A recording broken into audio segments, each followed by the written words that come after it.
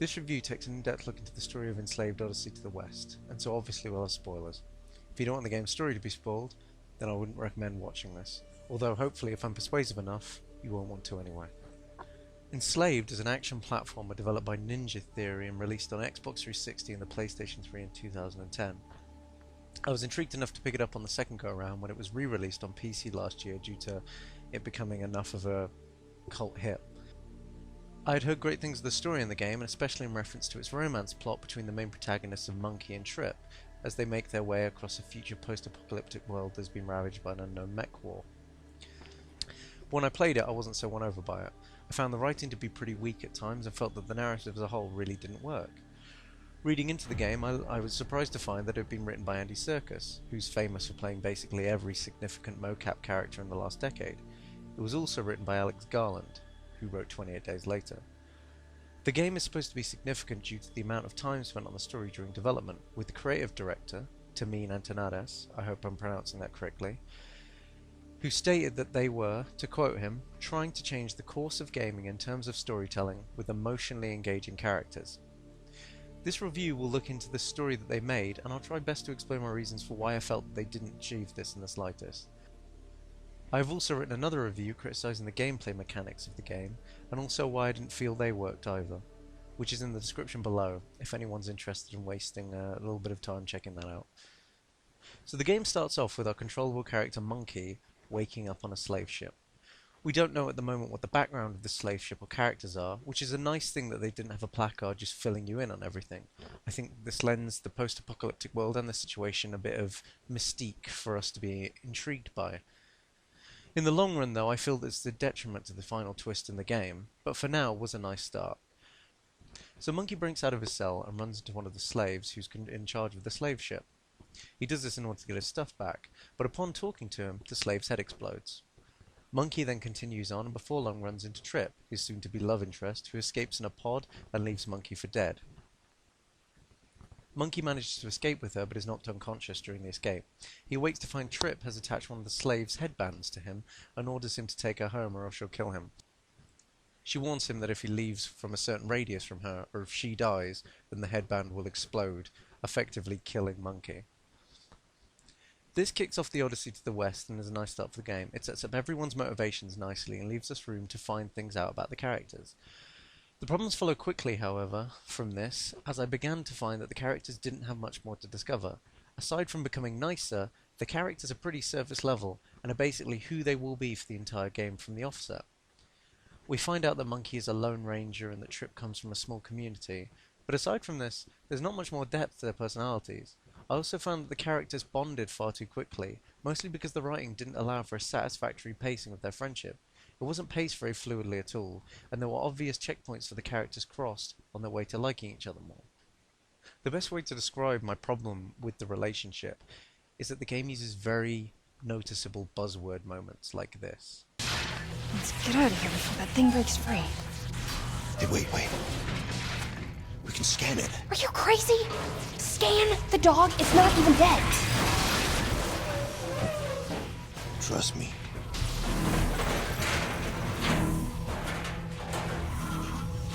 Okay.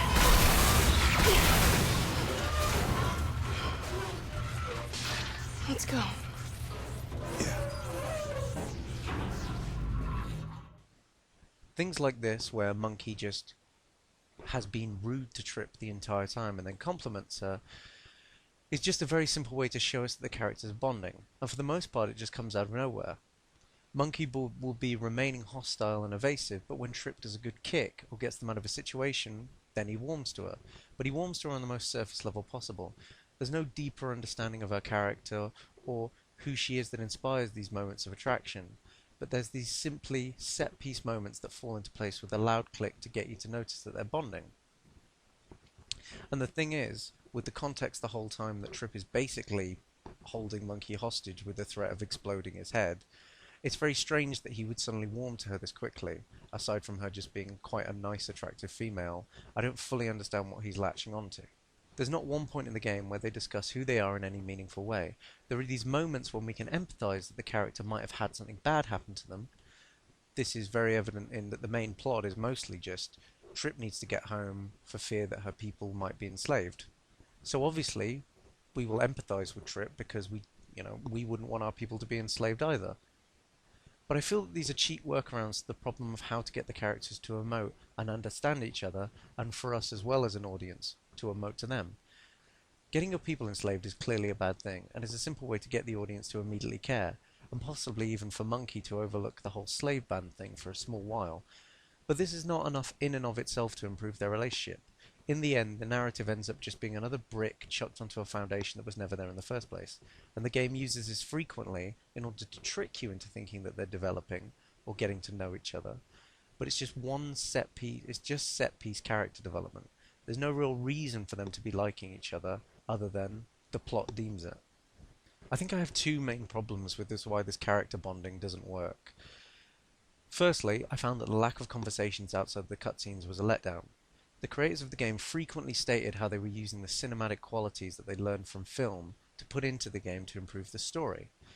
But I think they missed out one key part of what makes gaming a strong medium for story, and that is that you can build character and story throughout the tens of hours of playtime, and you can do this by having the characters talk whilst you play. Many games have done this, from Bastion to The Last of Us. Bastion did it through a constant voiceover during a playtime, while The Last of Us did it through the characters constantly talking to each other and making observations on their surroundings. This is effective in two ways, because it gives you greater time span than other mediums can hold their audience for, in order to let you get to know the characters. The second reason why this is important is because it doesn't interrupt the gameplay, and so allows for the player to actually enjoy the other strength of the medium, which is the interactivity of it. But the characters in Enslaved don't actually communicate much outside the cutscenes, and when they do, it's mostly about how to complete the next part of the level, or giving you hints about how to solve puzzles, or maybe even a couple of one-liners, and these things don't make me really emote with the characters that much.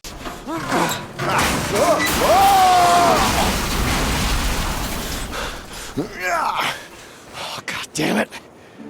Be careful! Thank you. I feel that had they let us spend more time with these characters more evenly throughout the game, then their bonding would have come much steadier than just the cutscenes that it's been pigeonholed into.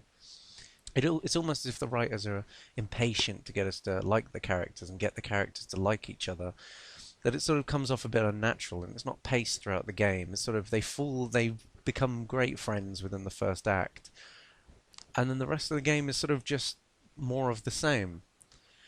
I think this is probably a factor of the creative director again.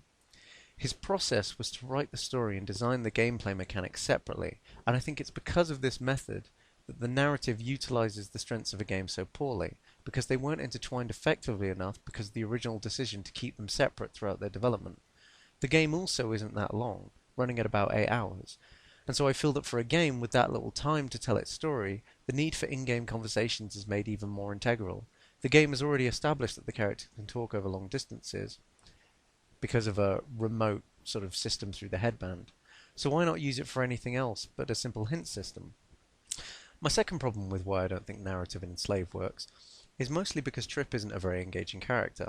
While at least for the first half, Monkey is still being hostile and interesting, Monkey displays a sort of nihilistic cynicism. He makes jokes about his situation, doesn't appear to want to open up about his life, and evades general questions pertaining to it.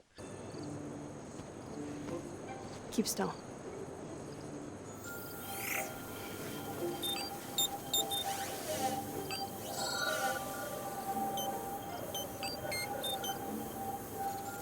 There. It's now set up to send a live relay to your headband. It has a camera setting and a sensor setting. So? This makes Monkey seem as though he has a personality underneath, and he has motivations that are conflicting with the plot, that he's trying to suppress out of hatred towards Trip.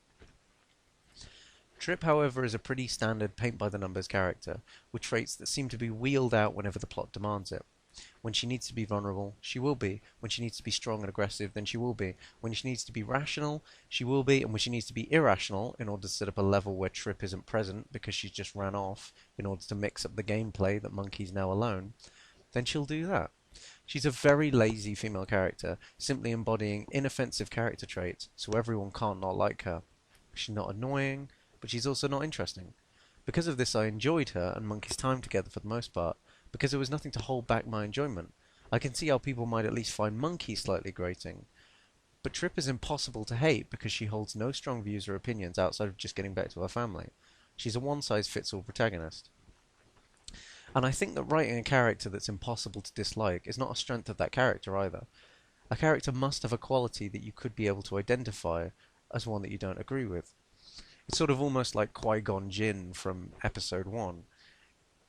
Aside, obviously, from his gambling with slaves, it's very difficult to find a character trait of his that you really disagree with or dislike, because at the end of the day, he's sort of quite a blank slate. He's just sort of right the whole time. If Monkey is being cynical, then maybe you could dislike that evasiveness and therefore find Monkey a drag to be around. Trip, however, is simply nice. Her motives are pure, as they are simply the plot's objective, and we want to complete the objective of the game. Since she has no strong personality traits, it's impossible for you to identify any strong opinions either way, and so you could simply just like her. I've personally always had a problem with this, as it makes me not care about the character since I don't recognise that there is one. Another game where I've seen this done is the new Lara Croft reboot. Although I hear people often praising Lara for being a likeable character, something that I would 100% agree on, and I don't dislike the game in any way, I would also say that this wasn't a strength of that character. The old Lara Croft was actually a more interesting character, and although now considered as nothing more than a teenage masturbation tip machine that's been condemned to the landfill of bad 90s ideas, I think she's actually fundamentally a better character than the new Lara Croft. Firstly, the old Lara was a bit of an arsehole. This might not seem like much, but what made her arsehole qualities actually good was because they were motivated by something and based around something. In the game's manuals, it states how Lara was basically hated by her father and she was a lonely child. Then when her father died, she used her vast inheritance to track down ancient treasures, not for the money or the discovery, but simply for the adventure. Lara is a very isolated individual, which of course is demonstrated through the gameplay itself, being that you spend most of your time killing animals in temples and shooting any human that comes up to you. She prefers being alone and escapes into ancient tombs where she might die, rather than being around her helping others. I'm giving the original Tomb Raiders a bit of credit here, because Lara Croft's story is mostly told through the manuals. But old games like this didn't really have the need to have a AAA action-packed story, so it wasn't given as much attention in-game back when it was made. The new Lara Croft is simply just an agreeable person. Now I realise that this is supposed to be a story about how she became the real Lara Croft from later Tomb Raiders, but an important distinction is in her background. Whereas the old one had conflict, and this sort of changed her and made her into a character with sort of even remotely complex, deeper issues. The new Lara Croft is quite a happy, bubbly people person. She's unquestionably nice and unquestionably the victim throughout the whole game. She never makes any decisions or actions that are wrong or endanger any one of the people that she's trying to protect. She is simply a good person, and the consequences of this is that everyone likes her. I just don't feel that having an unquestionably good character when you're attempting to write an engaging story is a good start point. I don't think that these characters are complex, and simply because you like them doesn't make them well written. I mean, Christ, Trip enslaves Monkey and, literally threatens to blow his head off, and does several times if you fail the game. Monkey, I've got an idea.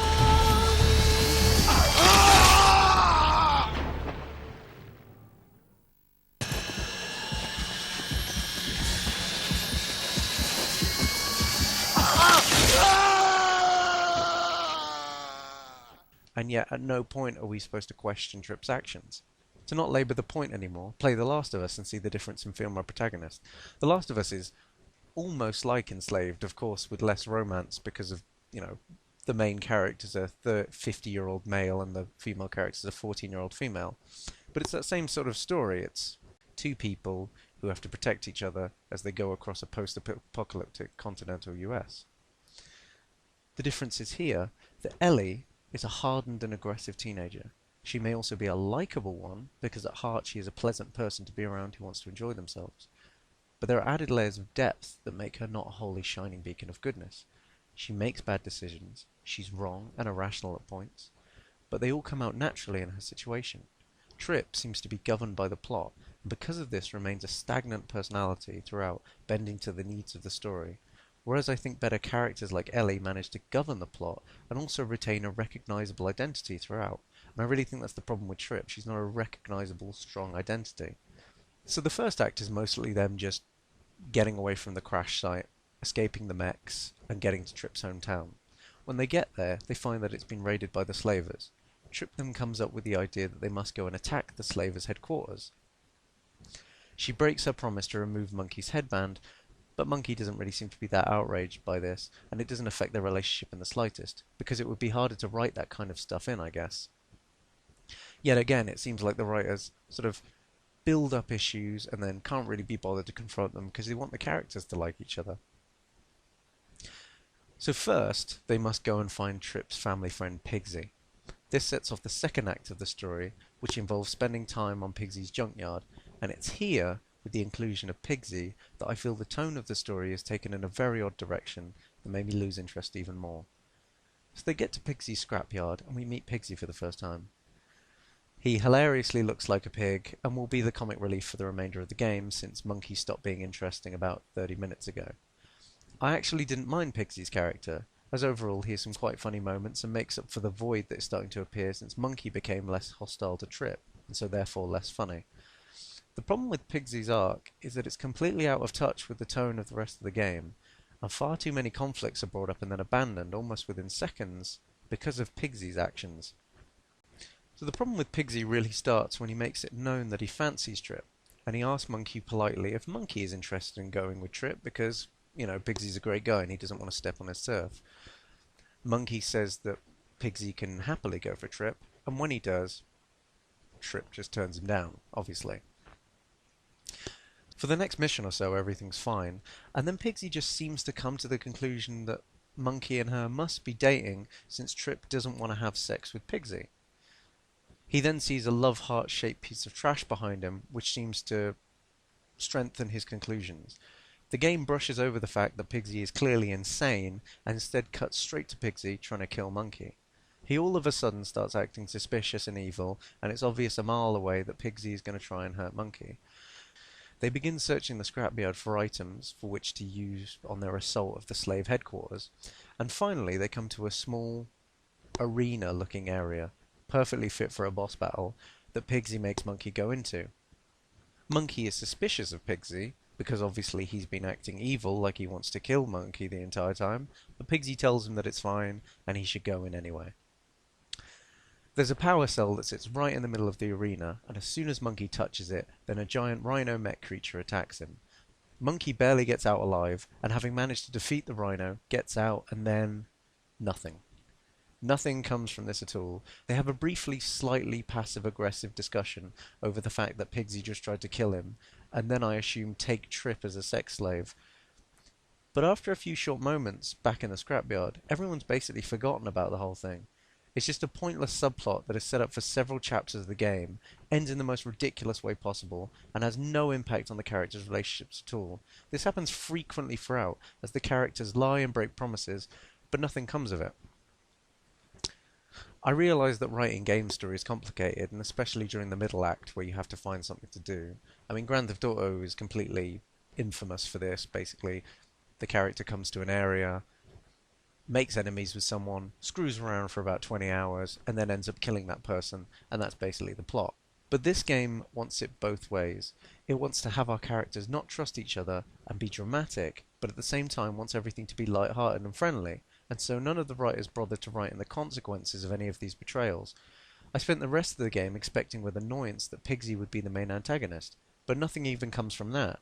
This made me even more annoyed, as then I couldn't work out why a third of the game had been spent setting up that Pigsy was willing to kill to have Tripp for himself, and yet it just blow over and mean nothing. Another thing that confuses me is if the game is going to try and make it ambiguous as to whether or not Pigsy was trying to kill Monkey, then neither option really makes sense. If Pigsy wasn't trying to kill Monkey, then that means that a power cell just happens to be placed perfectly inside an arena where there is a mutant rhino mech waiting to kill whoever comes in there. Pigsy knows the power cell is there, because he put it there, so therefore he just accidentally had that lying around. But if Pigsy did want to kill Monkey, then the same problem happens again. Did Pigsy design that rhino arena? Does he just have a power cell waiting around as bait in an arena that he made? Why does he have this? Is it to lure people into? And what if Pigsy had managed to chat up Tripp in the time before they got there? Would he have taken there someone else to get another power cell? Or still gone to the arena to fight the rhino anyway? It's wasted and pointless setups like this that just make the narrative a mess during the middle section and just force us lazily into bad setups that don't go anywhere and make no sense, all the while pretending that the game is really adult and there's a very deep plot going on. The ending, I feel, comes out of nowhere with an undeserved twist that I don't feel has been set up very well at all. I don't think it's even a bad twist in the slightest, I just think it's in the wrong game. None of what we've seen in the game even suggested anything of this magnitude, which doesn't make this twist surprising, it's just out of place. And I feel that even when the twist is revealed, it left me questioning how any of it made any sense. So to get into it, Monkey and Trip find their way into the slave facility that we've been tracking down for the latter half of the game. Pigsy has just sacrificed his life earlier, which left me feeling nothing because Pigsy was through and through comic relief and I don't feel that they gave him any importance outside of this. By Pigsy dying, it just means the final cutscene won't have as many jokes in it, so I'm not even going to comment on it. So upon entering the facility, they discover Andy Serkis, and I won't even try to pretend that it isn't him. He constantly refers to himself as the man, and throughout the game, the only setup for this ending there'd been was several collectibles that when you pick them up, show you a glimpse of a person's memories. All of these memories are real-life photos, and they're clearly just photos from Andy Serkis' holiday. The fact it's also real-life footage is incredibly jarring to the rest of the art style, and to me this just looks like they couldn't be bothered to animate it, and instead just shot some video in a few hours in the back room of the office. Andy spends his only time on screen, trying his best to look as emotional as he can, and just explaining the plot to us.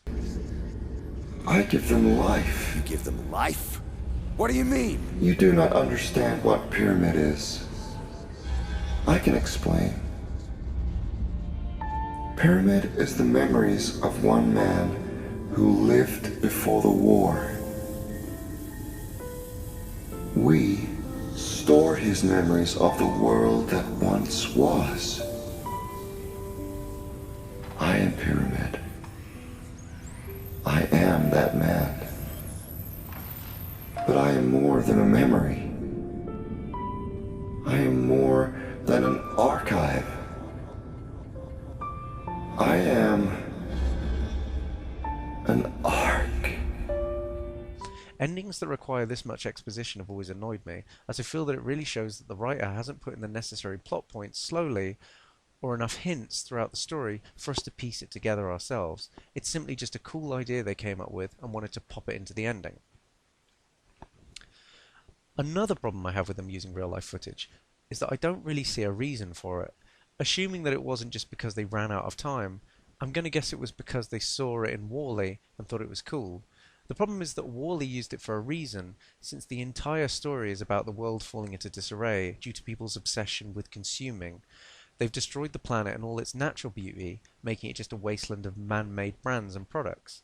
Any flashbacks, then, show the world with real-life footage as a thematic device to indicate how the world has become fake and artificial, and how any sense of realness in being alive has gone.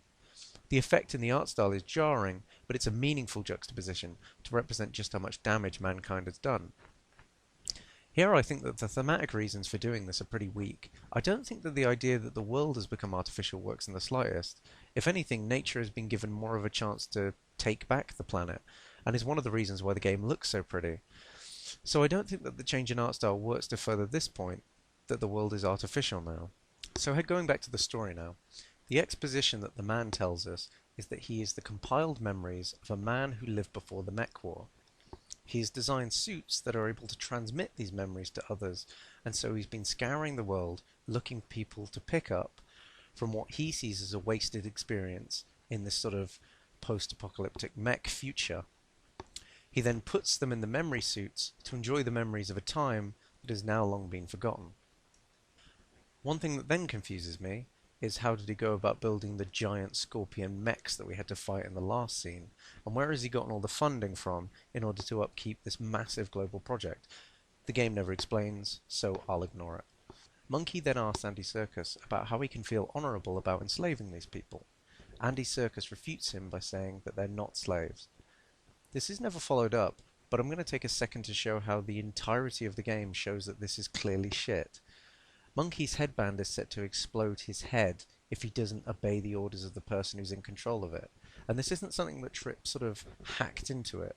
This is a standard feature of what the headband is set to do, other than just import memories into your head. Also, at the start of the game, the slave who speaks to Monkey has his head exploded for simply interacting with him. I don't see how this makes any sense that Andy Serkis's mission is a noble one, as these people are clearly unable to get out of the project once they're in. I'm also going to assume that given that it's Andy Serkis's operation, that he designed most of the systems that go into it. I'm intrigued then as to why the woman's voice who makes all the announcements on his slave ship at the start of the game threatens pain against those who don't comply. Non-compliance will be rewarded with pain. And also directly refers to the workers on the ship as slaves. The stuff! Where's my gear? Stuff you took away from me!